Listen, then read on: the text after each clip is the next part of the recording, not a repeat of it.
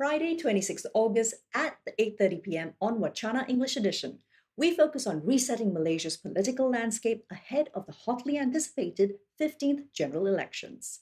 Now, after a riveting week of courtroom shenanigans, Najib Razak became the first former prime minister to go to prison when the federal court upheld his conviction, a 12-year jail sentence and 210 million ringgit fine in the SRC International Sendirian Berhad case. So this increases the pressure to hold GE15. Now, how can Malaysia shore up democratic processes, pivotal legal and constitutional reforms before the next general elections, whenever they may be? Join our panel of experts and me, Tamina Kausji, this Friday at 8:30 p.m. as we discuss the path forward in resetting Malaysia's political landscape. Live on sinardaily.my and all Sinar Daily social media platforms, including YouTube.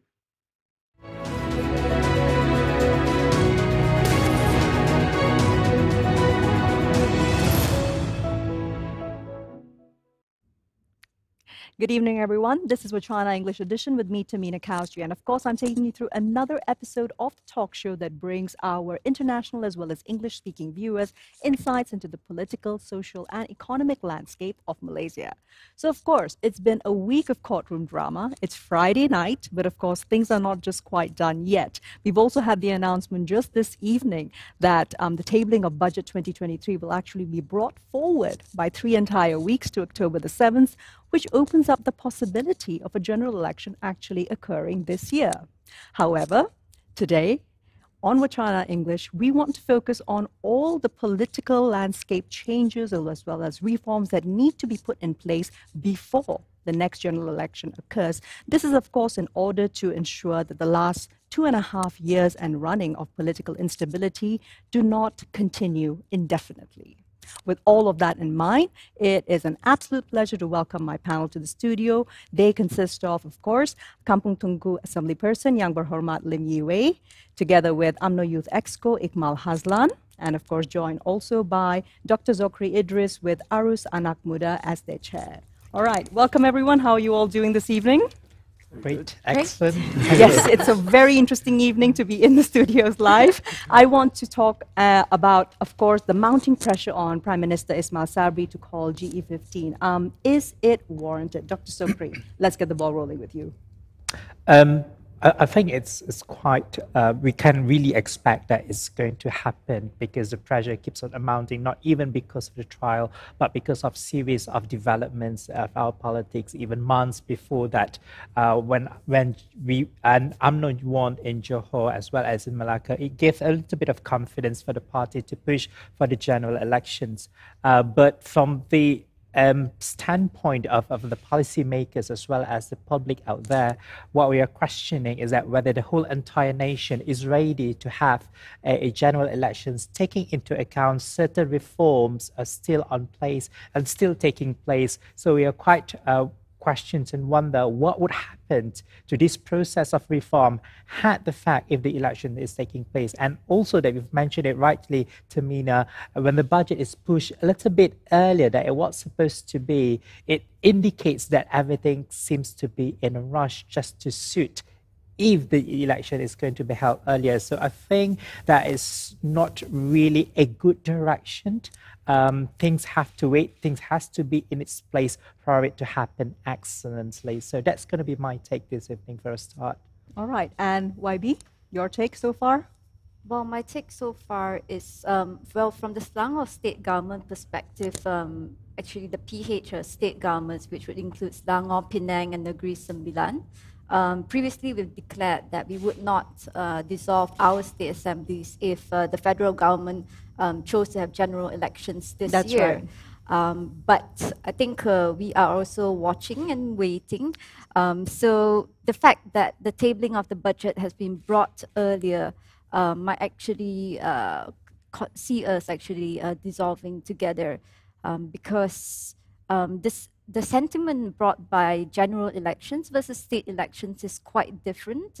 And we're obviously concerned about voter turnout. There was very low voter turnout among the youth in Johor and also low voter turnout among outstation voters. So that's something that we are cognizant of. And also, frankly speaking, if Selangor were to go all the way up to, finishing our term in 2023, and be the only state running its state elections, I'm sorry, but I think the whole of BN machinery would descend on Selangor, and that is a challenge that, is a huge challenge for us. Yeah. Rightly pointed out. Iqmal, your thoughts? UMNO as a party as a whole, it has its machinery, its party, assemblyman, state, district, and all. But most importantly, our Prime Minister government is not comprised just UMNO and Barisan Nasional. He has Perikatan Nasional alongside with you, and also we have MOUs with, although it finishes, yet we have comprises working partnership as well.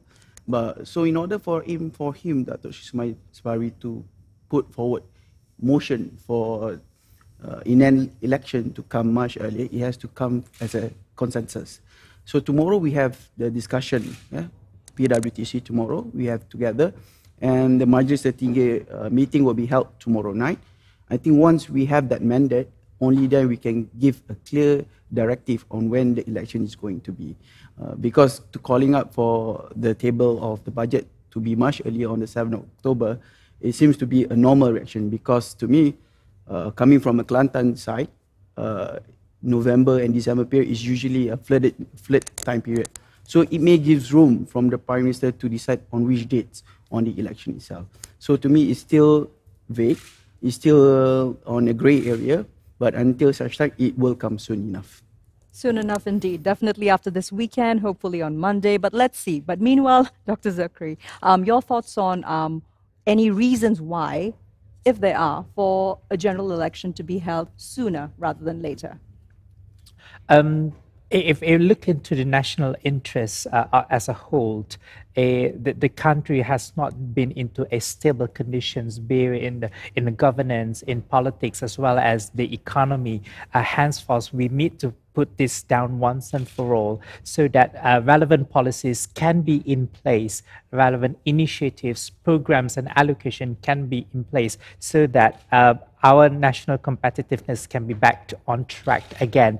We've been losing out to Indonesia, we've been losing out to Vietnam, and certainly this has to also be related with what's happening in the country, and therefore the sooner the election is taking place, is that the sooner that we can call this turbulence to end, and then it's also sooner for the countries to move on. Again, when we are talking about the national interest, where we are standing internationally and globally, it is in a good opinion to have a general election the soonest possible from that point of view. Right. Okay. Now, are there any opinions about having the general election pretty much on time, which would be sometime mid to late next year? YB, perhaps? I would actually prefer for it to be held next year, because I think the people are suffering from political fatigue. We've had 4 state elections: Sabah, Sarawak, Melaka, Johor, and there's not much to excite the base right now. I mean, to be honest, our base was excited when Najib Razak got his sentence yesterday, but that's not sustainable enough, because, as Dr. Zokri mentioned rightfully, it should be about policies, and I don't think both sides have had enough time to put forward policies, although Barisan Nasional and PN being in government would have had that opportunity to execute policies that they actually believed in. But we, as a whole, we don't see that coming together, and people don't know how to choose.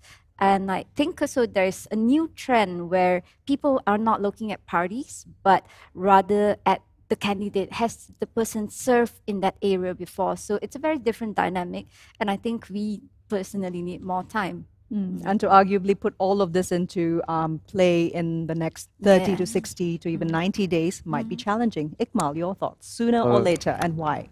I think it should be this year, personally, because we are in the merge of coming into recession, inflation. A stable government is indeed important for us to steer any policies, as YB has mentioned before. So in order for us to foster any policies, decision making, a stable or directive, or any FDI or where we want to go, a stable government indeed is important. Right now, with the imprisonment of Datuk Seri Najib, we might lose another 1 more seat that gives the government only one simple majority. So that is not a stable government to me.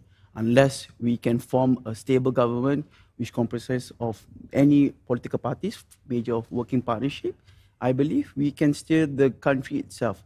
Right now we have the lowest inflation rate. Right now we have the strongest FDI, but yet we can see foreign investors are moving away from Malaysia, although we have the key data right with us. So this is something we have to ask ourselves, why are they moving away from Malaysia while we have all the best interests in Malaysia? So to me, it's clear and simple. It's politically stable. So for me, it has to be sooner or later, this year. Sooner this year, right? Yeah. And of course, yes, of course, please. Just to expand on what YB have said, again, the question is whether the political parties are ready to have elections in offering the manifestos. These are not been heard of as we are speaking to right now, and from both sides and from both angles. So how do we ensure that the rakyat, all the people out there, would have a conscious thinking? Where do they align themselves if they're not seeing something on the table? Correct. So again, I'm coming from the NGO point of view, from the rakyat's point of view, is that the readiness should not only be in terms of technicalities, in terms of strategies, but also in terms of the manifestos and what is it that these parties are going to offer to the people in the coming elections. Definitely. And once again, plenty is still hanging in the air. Whatever it is, Datuk Seri Najib Razak has still not yet been stripped of his titles. That only comes if he decides not to actually file for the petition of appeal. So from there on, I'd actually like to go a little bit deeper into a couple of the issues which are really going to be left hanging. Dr. Zokri, laws hanging in the balance include all the way from MA 63, anti-hopping, Armed Forces Fund, Federal Agricultural Marketing Authority, the anti-SH bill, and plenty of others. What happens to all of these bills? All of this important, valuable, progressive legislation that has been tabled so far? I don't think there will be a high likelihood that these bills will be repealed because we already had launched it in the parliament, and looking at the votes, it's quite considerably confident that this bill is a very stable stage. So, but what we are concerning is that the progress of these bills towards becoming an act could be hindered in the sense that the speed could be slowed down just because of the general election. And that is something that we have to avoid if we can't, because those bills are already good enough and it has to be becoming an act or the laws of Malaysia as soon as possible. So again, to answer the questions, I'm not worried that these bills will be repealed, will be reversed, will be cancelled, but we are concerning about the speed of these bills to becoming the law that makes Malaysia a progressive nation. Right. Now, at the same time, though, there are also other outstanding proposals for bills that have not yet gone forth, including for political funding, limiting the tenure for the PM. YB, your thoughts on this? And should we be actually having a general election before settling these issues, which can also, of course, prove to be even more critical when a new administration does come in? Well, ideally, I would like to see a political funding bill come into place before general elections, because it would even out the playing field between the government and opposition parties. And also, I think it gives us more space and more stability as we go into the general elections. Yeah, so I'd like to see that come through. And yourself, Iqbal?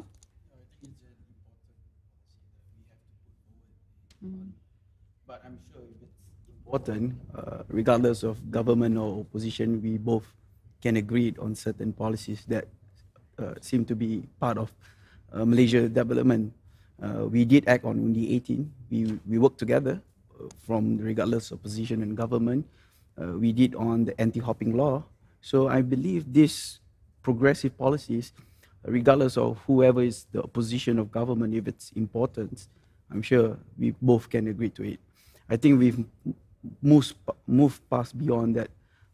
If a motion is being brought by the government, only the government members of parliament will be voting it, and the opposition will be against it. I think we've moved beyond on that phase, and think Malaysia Parliament itself, the members of parliament can agree on certain parts. But however, as YB mentioned before, this policy must be put to act quickly so that we can see this enhancement of policy to be put into law, as what a doctor has mentioned, so that especially among the young voters, who is now the current voters, can see that we are serious about this and they can relate to these policies and democracy and politics on it. Well, fairly observed over there, but at the meanwhile, though, definitely the Prime Minister, he does control power to dissolve Parliament and also to set election timings. Do we feel that perhaps the ultimatum, which may or may not be delivered to the Prime Minister, can actually place enough pressure for him to call the elections? Dr. Zokri. Well, I'm not really looking at the Prime Minister's capacity to react onto these kinds of pressure, but I think we hope that the wisdom of the Majesty Yang di-Pertuan Agong, if these kind of petitions reach to the palace and how the palace will react, certainly will play a role into this kind of dynamics. And I think as citizens of Malaysia, we implore the Majesty to act wisely and to think of the national interest if like this petition reached to the palace, because from the Prime Minister's point of view, we act based on collective responsibility. The Prime Minister could not go against the party, could not go against the government.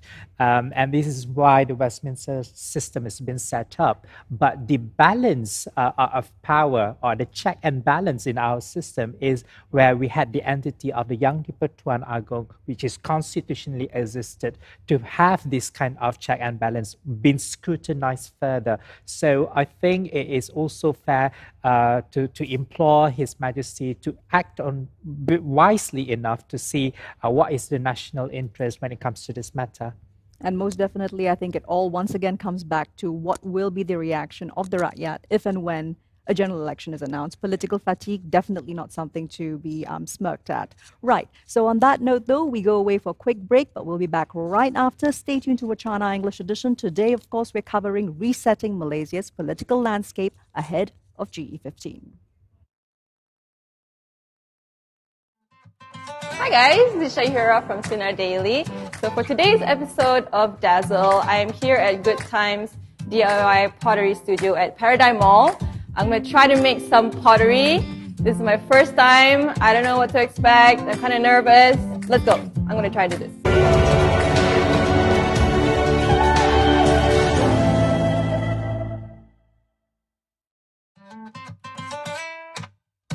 It was nothing like I expected. You really have to play with, you really have to control your hands and the movement. If you don't control it well, you gotta start all over.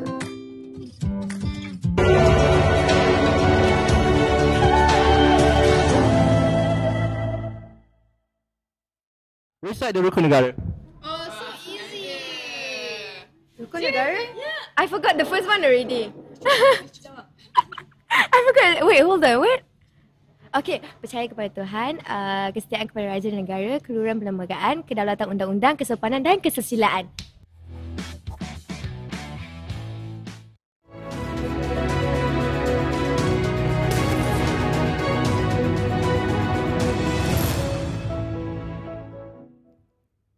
Welcome back to Wacana English Edition with me, Tamina Kausji.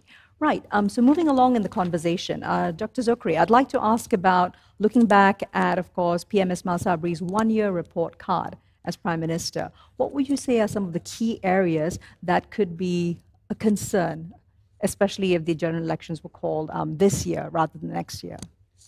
I mean, objectively, I think it's not really areas of concerns, but an accomplishment, I think, given the Prime Minister heralded the government at such a very turbulent time. It was quite unprecedented, an accident, I would say. What he has achieved is something should be implored. We've put the COVID-19 back into a stabilized mode. We are recovering from our economic downturn as well. So all of these things happened within one period of year, which is quite very short. And I think the term to describe Prime Minister's leadership is actually accommodating. It's not really about moving forward, but it's about accommodating different parties, different individuals, different sects within the politics so that the country has to escape from the pandemic as well as from the economic downturn first before moving towards the next phase, which is political governance, stability, and whatnot. And I think I would give credit to the Prime Minister because he has heralded this 1 year with that accommodating spirit under the banner of Keluarga Malaysia. But I think it fulfills the objective of what we need this 1 year. Right. YB Wei, would you like to respond to that when it I comes think, to the Keluarga Malaysia tagline especially? Right. I think Dr. Zokri, you're a bit optimistic about this. I have a more, I would say, cynical view, in the sense that just now you mentioned about how we should have a stable government, but I believe that a stable government is of no use if it doesn't have good progressive policies. That's very important. And how I see the PM's 1 year in power is that he actually lacks leadership. And the minister that I see moving most is YB Khairi Jamaluddin. I think he has done significant work in the health ministry. And, that's why we've gotten to this endemic period. And my colleague, Dr. Kelvin Yee, who heads the Parliamentary Select Committee on Health, Science and Technology and Innovation, they've been in contact. So I think that bipartisanship is good to bring us from the pandemic to endemic period. But from the ground experience, from where I work, and I deal a lot with women and children and B40, we see no direction at all from a lack the of women's intersectionality, minister. certainly. Just nothing happening, nothing to improve the situation of marginalized communities. And in fact, a policy that inconvenienced the people with disabilities was put forward. That's called JKM Pay, which required half of the money from their monthly allowance from the welfare department to be banked in their account, and the other one to be in a card where they could use to buy from certain shops.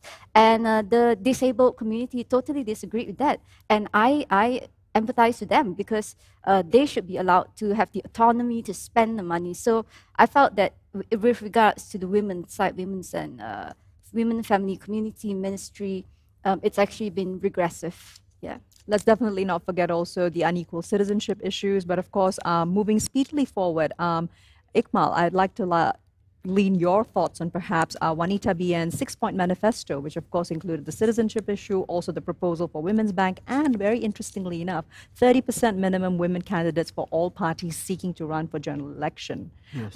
Your thoughts on whether or not this is important, and how can it actually be enforced, let's say if the elections are happening sooner rather than later? I think the recent Women Barisan Nationals symposium has put out certain policies and suggestions.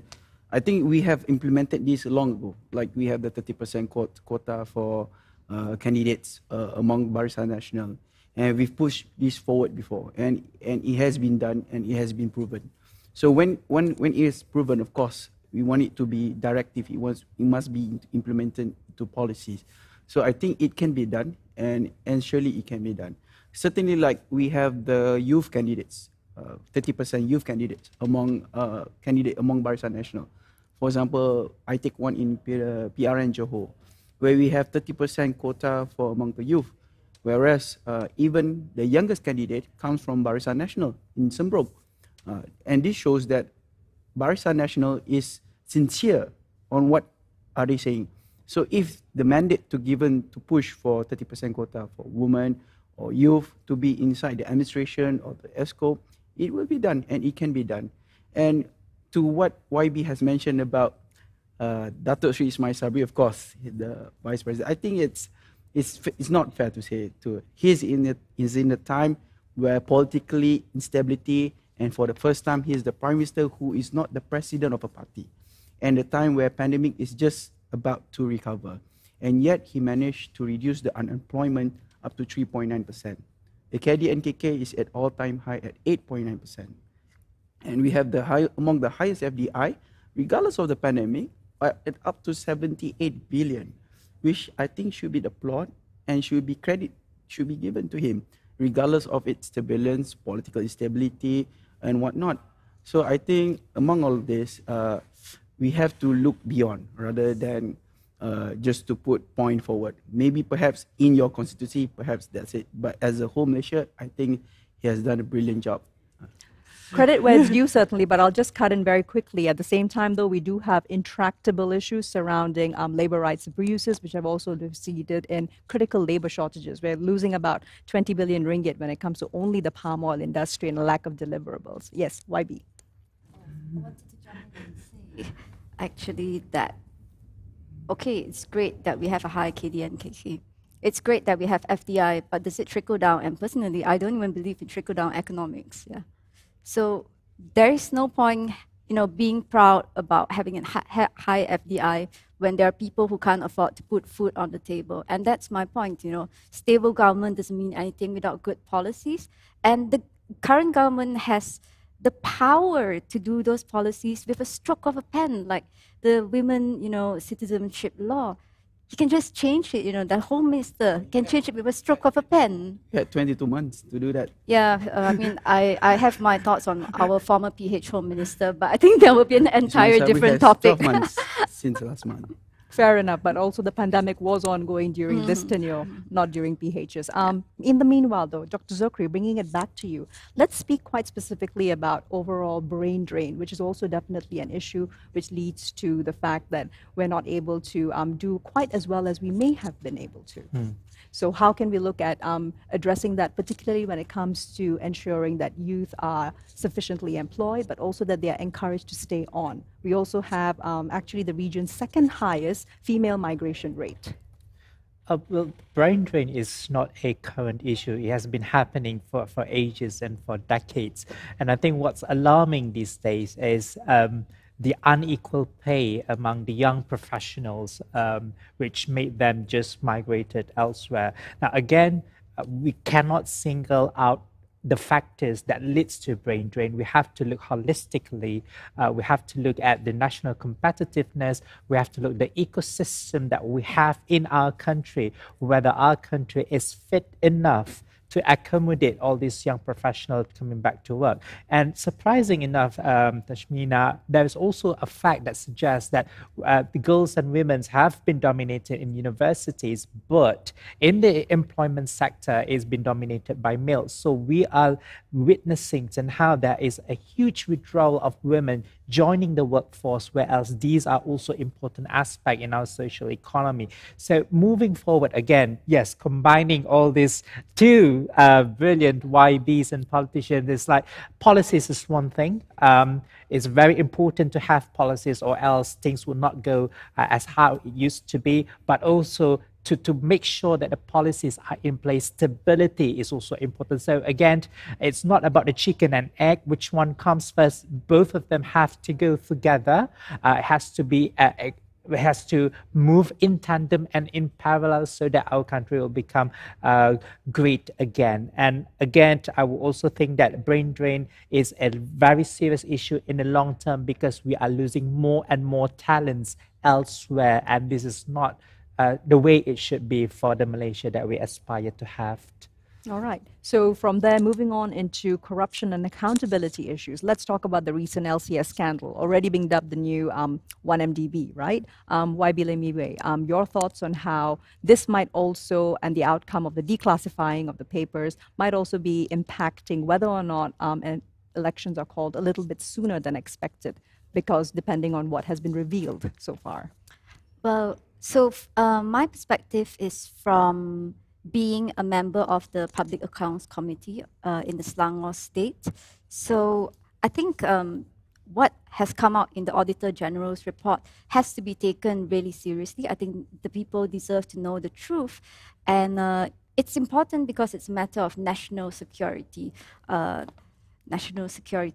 So I am not sure if it will be the next 1MDB, because even when we were going around talking about 1MDB, and I followed YB Tony Fa, I was working with him that time, and you could probably call YB Tony like Mr. 1MDB because he went all around the country like talking about it.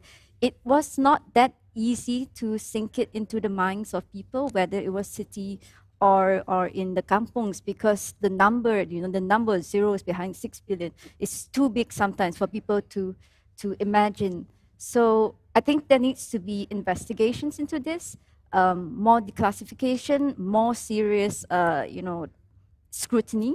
But I am a bit in the middle if it's going to be the next one in DB or become an issue that propels the opposition forward. Yeah. Interesting thoughts there. Ikmal, yours. I agree with YB on this, on matter LCS. It has to be, we have to find out for the truth. Where does it all go wrong? But for the LCS scandal, contract was worth 9 billion, almost 9 billion. 6 billion has already been given. But we've seen some of the products are there, but yet there were delays in the ship, delays of the progress. And most of the delays were during YB Liu Chintong time, during his deputy defense minister's period. So I think it's best not to put blame on others, but to move this progressively. Because LCS is an important element inside our Navy, littoral combat ship. So for us, we need to find out where the money is and get back the money as soon as we get. No point of pointing out who is to blame, but rather than finding out where the money is and get this project moving forward. What's important is we complete the project and we can move ahead on our national security. That's my thoughts. Most definitely. Please. We look into the bigger picture. I think you name it, is LCS, is SRC, 1MDB, and who never know what's going to happen again in the future. So I think when we look and we connect all of these dots, is that we must admit to ourselves that our country's system is failing. It could be project A, B, and C. It could be individuals A, B, and C, Datuk Seri, Datin Sri, Tan Sri, and Puan Sri. But again, we must admit that the system is failing, and how the system could not prevent all of these malfunctions and wrongdoings from taking place, and how this system can be abused by individuals or by certain organizations for their own benefit. So, and we must really be sincere in fixing the system, or else it could just be all other issues again in the future. As now we are talking about LCS, previously we were talking about 1MDB, we were talking about SRC, and again, I do not know what's under the pipeline that we're going to be talking about. So the nation could not be spending time going on to trials, going on to these investigations, where else we'll be losing a lot of money. So let's look at the bigger picture. Our system is failing. We need to fix the system so that it has no rooms for any abuse or any wrongdoings and malfunctions from anyone in the sector. All right, well said. And I'd like to jump in on what Dr. Zukri said. I totally agree with where you're coming. And I think one of the issues also with the Auditor General's office and the reports is that it is more teguran, it is admonishment of the government agencies, whether they have completed their projects on time and whether money has been spent properly, but they do not have punitive power. Correct. So in that sense, they are limited, and it is it's a bit of an open system. So there is a website called the Auditor General's Dashboard, where all the Auditor General's reports are uploaded, and they have a traffic light system for the agencies that are audited. So if it's still red, that means the agency hasn't taken an action. Yellow, they're doing it, and then green, it's settled. But there is no punitive measures for those agencies who might choose to remain in the red zone. And that's something I think we need to fix. Absolutely. Ikmal, any thoughts on that? No, Particularly also considering that it's not about, pointing fingers, naming names, but also how might it be impacting PM Ismail Sabri, the fact that UMNO leaders, YB Najib, YB Zahid, who have previously denied any involvement, have actually been implicated in the new papers that have been all released now publicly. To what they've been doing, and they're willing to commit to work with SPRM, any agencies to answer any questions involved. So I think we leave it to that, because we have yet to find out. So far, I think regarding LCS, it's just a debate whether Rafizi says Zainab is who's Latif's wife or not. that is currently the discussion right now. So perhaps we will know whether Zainab is Latif white or no by Monday or Tuesday. Well, let's not minimize the accountability issues, but at the same time, in light of what we have discussed so far in this block itself, would you say that the average Malaysian voter would feel ready or confident about going out to the polls and actually deciding on the leader of their choice? Dr. Zokri. It depends whether we are still in the fatigue. It depends whether we have recovered from these political demoralizations that motivates the people out there. I think Johor and Malacca is a manifestation that people refuse to go out and vote just because that they've lost interest.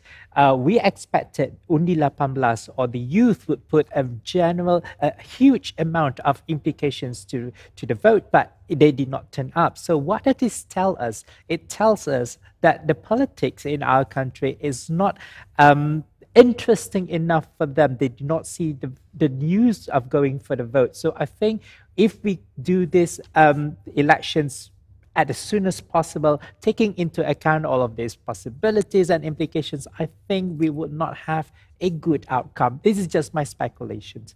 All right, certainly. YB? Other than political fatigue, it is on SPR to make voting as easy and accessible as possible. So during the previous state elections, we did hear of cases where people with COVID were not allowed to vote, although there could be, an alienated section for them to be able to enter and cast their vote. So that raises the question of, accessibility, can everyone vote? And also the issue of widening the definition of postal voters, that's one. And we also have to take into account that the number of voters have increased drastically. So take, for example, the parliament which I'm in, Damansara. Even before Undi 18, we were about 189,000. And now we have become about 280 plus thousand. So, that's essentially the population of police. So, YB Tony could be the MD of police. But having said that, there will be a lot of new saluran. There will be a lot of new polling centers. And it's important that the SPR makes it as painless as possible, because other than political demotivation, the simple demotivation will be the line is too long, I don't want to queue up. Yeah. And if it rains, then everyone goes home. So. Yes, and speaking of the fact that if it rains, Iqmal, I want to go back to a point that you'd mentioned earlier, which was that of course, we're projected as usual for floods, particularly in the East Coast where you're from. How do you think this might potentially impact if we're going to literally barrel ahead and have GE sooner? Have floods, I think that's not a good idea, because most of the floods we think will go to school, and that's where we will be voting. So that's why I think they will call for the budget earlier, because at least they have rooms if Prime Minister would decided to call for an election. Yeah. But other than that, political fatigue, I think we have to do it now, because I don't think Malaysia can face these emotions of events coming up every week, coming up new events up to a year. We need to move on as a country. We need to have policies and act law so that we can move together. So regardless of political fatigue or not, we have to educate the youth that we have to vote. So the movement must come from politicians like YB itself, whether or not to educate, your vote counts. You have to come to vote. And I know YB for sure, 280,000, you are definitely a YB there for sure on your next term. So I think it's important you tell the youth, you have to come and vote. And it's important that they show that they are part of the ecosystem for this democracy that Malaysia has right now. So regardless of not, we have to move it. Dr. Zokri. The conversations I had with my NGO friends and the youth out there actually is that what is the guarantee of this coming GE will put a halt onto all of this impasse? There is no guarantee that all of these issues and instability will put to an end just because of GE15. And I think the youth could not even imagine and could not even have the burden to go into more drama if the outcome of the GE15 is not something favorable. So we're just not going anywhere about that. you, there will be drama if there is just none. All right, between a rock and a hard place. But however, we'll take a quick break and we'll be coming back right after that to go into the last segment where we actually want to be discussing what is the path forward truly. Stay tuned.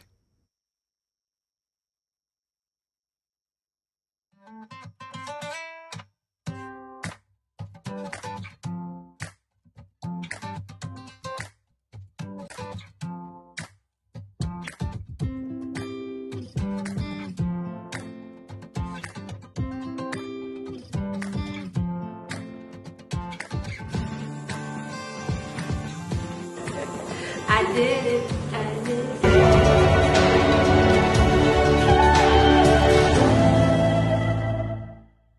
Name me 3 political parties that are currently the opposition and 3 who are part of the federal government. You. Okay, the first question, 3 parties. On opposition. Okay. Yeah, on opposition. So we have Muda, we have PAS, and we have Barisan Nasional. Barisan Nasional, okay. Parti Perikatan Nasional, right? No, that one is the one that rule our country now. Oh, yeah. Right. Perikatan Nasional and... betul kan? Betul lah, itu tadi. Betul, Perikatan Nasional. Your answer is what? Okay, Muda, PAS? PAS and also... Pakatan Harapan. Pakatan Harapan. The second question, I think it's under Perikatan Nasional, Bersatu, and also PAS, kan? I'm not sure about that. Yes, I've read about it. Just Perikatan Nasional and Bersatu kan? Together? Yeah. Okay. An argument ends here.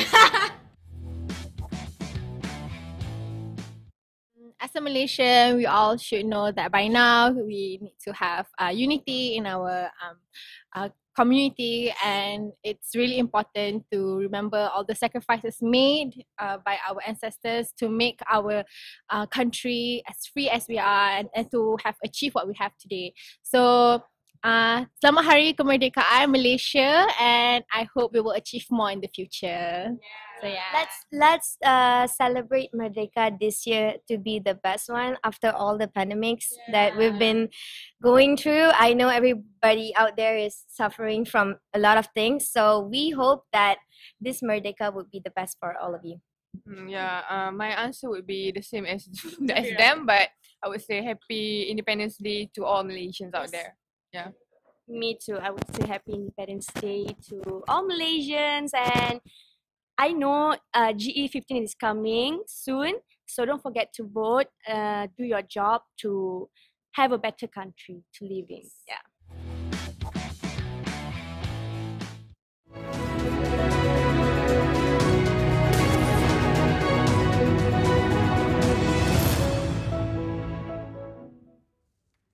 Welcome back to Wacana English. Today we're discussing resetting Malaysia's political landscape with our panel of experts. Right, from there, YB, I'd like to move into asking you whether you feel that the court decision on YB Najib, does it mark the beginning of a healthier, perhaps more robust political, not just the legal landscape? I think it's a very interesting case study for us because Datuk Seri Najib Razak is the first Prime Minister to ever go to jail, which sends a good message in the sense that no matter how high office you have attained, you can still be held liable to the law. But at the same time, I'm cautious looking at the Philippines, how there was a very strong campaign to whitewash the bloody legacy of Ferdinand Marcos to the extent that his son Bongbong became president. So I am cautiously optimistic. Yeah, cautiously optimistic. All right. And Iqmal, what about you? What do you feel that the recent court ruling points to a more robust political landscape? I've always believed that the executive, legislation, judicial is important to separate these powers, and the decision by the courts clearly marks that although the ruling of UMNO Barisan Nasional, we still uphold our judicial empowerment, yeah? Regardless of we ended the MOUs with the opposition on the judicial empowerment. Sadly enough, from UMNO Barisan Nasional, me as a member of party itself, we do feel sorry for Datuk Seri Najib and his family. He did once hold the longest bullish economy for Malaysia for 9 years, and he did help a lot. So In that sense, we do wish the best for his family, and as a party man, we do keep move forward. Yet we still this as a loss to the party, But yeah, we have a war to win, the GE15. Fair enough. And Dr. Zokri, so potentially, can one less MP precipitate a snap election? Referring to whether or not that we do not yet know if YB Najib will decide to actually file his pardon petition within 14 days. Let's say he doesn't and he's stripped of his political titles. Can that actually precipitate a snap election? I don't think so. Looking at the timeline, it is not worth even to have a snap election at this moment of time. Economic-wise, time and energy, it is just not going to bring us any good. So I think let's just focus on having the GE15 and just get our mindset and our energy ready towards that. Fair enough.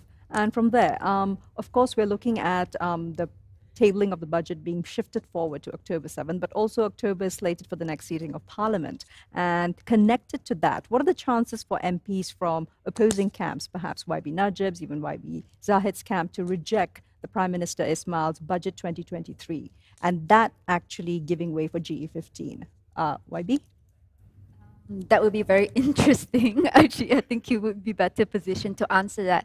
But it would be a first in the history of Parliament to have, members of MPs of the government reject the Prime Minister's budget, and it's very significant because if you reject a money bill, essentially the government collapses. So that would be very interesting.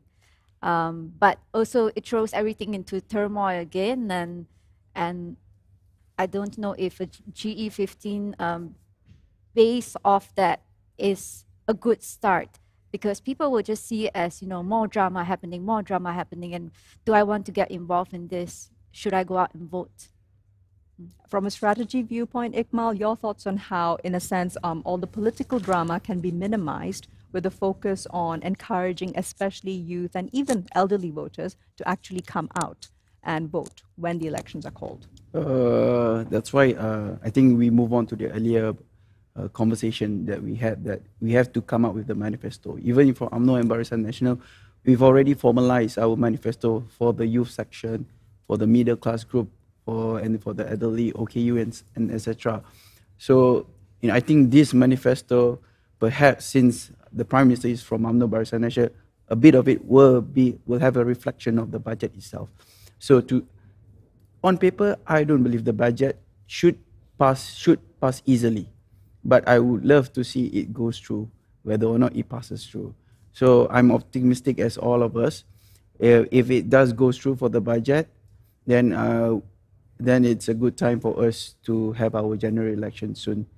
So it seems that we have ready. We've moved on budget. There was no snap election or whatnot.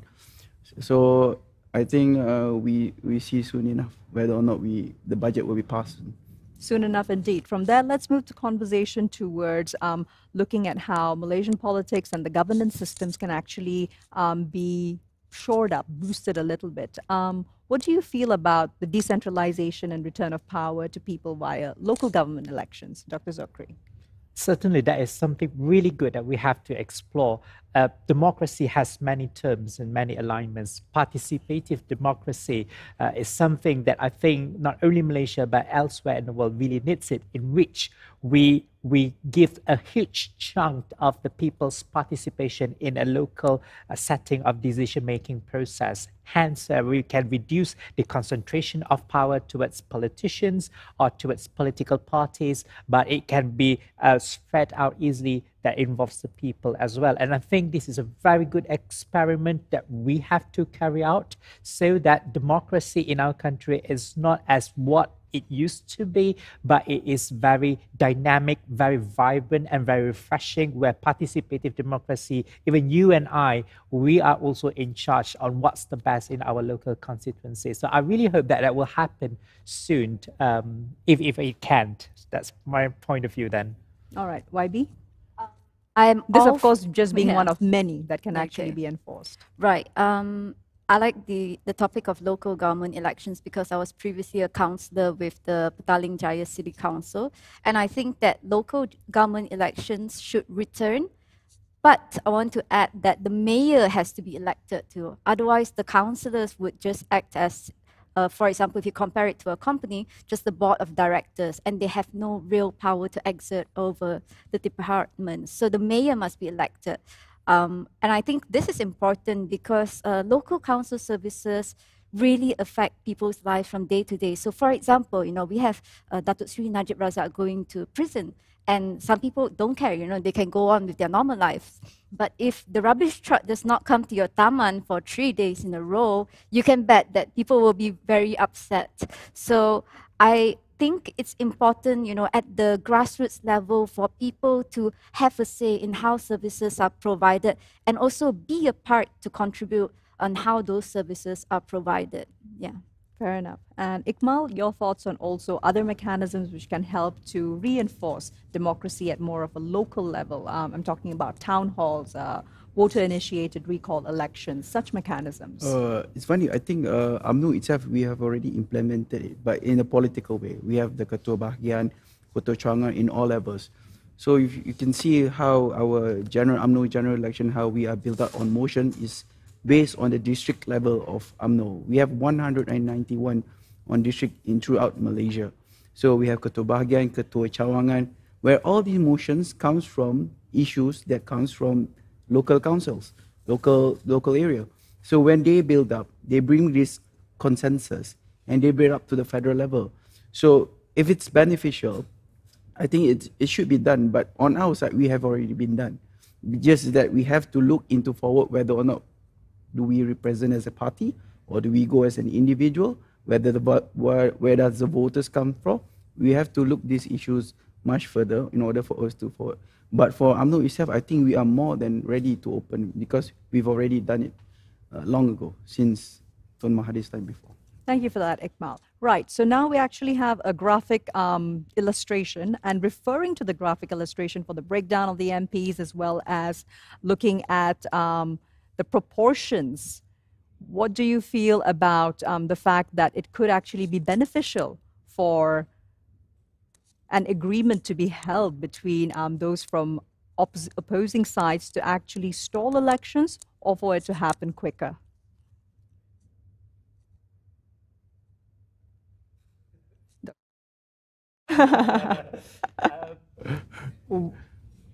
Again, if we look at the chart roughly, even the Prime Minister's bill and the budget is even been opposed by its own party, he will still get the support from the opposition because the Westminster style is not about the government has to only support the government. If the oppositions by the 222 also supports the Prime Minister's bill and we'll see who gets the majority, then the Prime Minister still stands.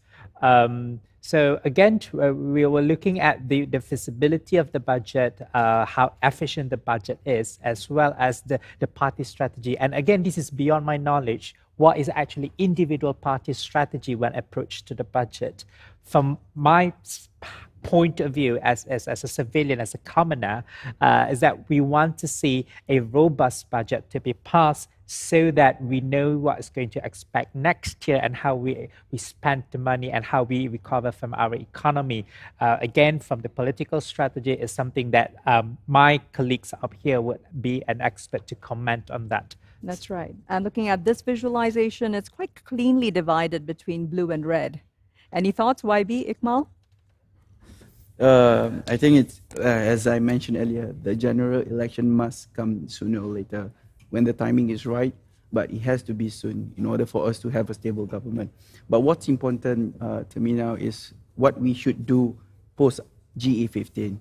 I believe from me coming from an UMNO grassroots, right? My father was in UMNO. We've always been taught that DAP is a no-no, yeah? And DAP knows that as well. But for at least for this year, we've once set together, decide something policy that beneficial Malaysia. I think post GE15 is important for us to continue such effort. if there is a policy that is beneficial to Malaysia, there is something that we can work together, regardless of government and opposition, we can sit down. At least we have break that norm. And GE15, if we to have it now, and then at least we can move forward together once we've moved on GE15, especially with the opposition. I mean, for me, coming from an UMNO youth, I take a little bit of risk here. I have no issue working with DAP, PKR or whatnot, regardless of its motion. I think if it's beneficial for Malaysia, I say go for it. And your take, YB? I think based on the chart, it's very clear, at least on the opposition side, that we cannot go into elections alone. We cannot stand alone. So the question is, besides DAP, PKR, Amanah in the current Pakatan Harapan coalition, are we going to talk to Warisan, Muda, or Pejuang? I think actually Warisan and Pejuang are out of the picture for us, but Muda remains a question. I think the idea of DAP working with UMNO is very interesting. We've had some very interesting debates within our party also, because like you said, we were raised with this idea that these two parties are antithesis to each other, like just totally opposite to and opposed to each other. Yeah, it's an inherited thing. Sure. Yeah. So it's very interesting. But once we sit down like this, I mean, it's not too bad.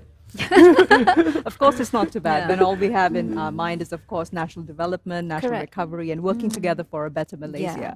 Right. So on that note, thank you all so very much once again for this really robust discussion, which I think once again points to broader maturity and a growing one within Malaysia, amongst politicians, amongst policymakers, and of course integrating the youth perspectives as well in moving towards what is best for Malaysia, regardless of when the elections are held. All right, so with all that in mind, that's all we have for you on Wacana English for tonight's episode. Thank you so much to all our viewers and audience as well for your comments and for tuning in. I'm Tamina Kowski, meanwhile, signing off. And remember, these days we have Wacana English on every second and fourth Friday of the month. We'll see you again on the next episode. Take care and stay safe.